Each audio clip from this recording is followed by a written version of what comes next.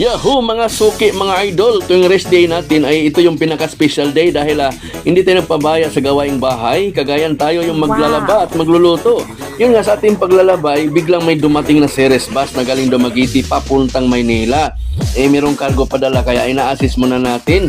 Ayun, bus number 11835, Conductor Baloran, shout out.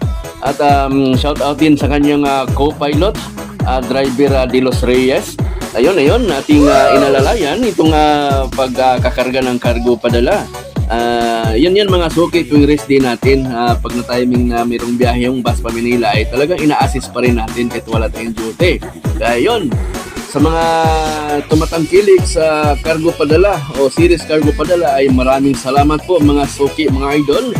Ayun ay papuntang Santa Rosa, Servin Aguila, shout out.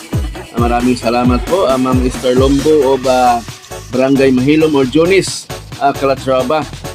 Mga native dogs dyan, mga suki natin yan. Ayun, maraming salamat mga suki, mga idol. Chill lang tayo habang nasa rest day at magsiservisyo pa rin. Ayun, yahoo!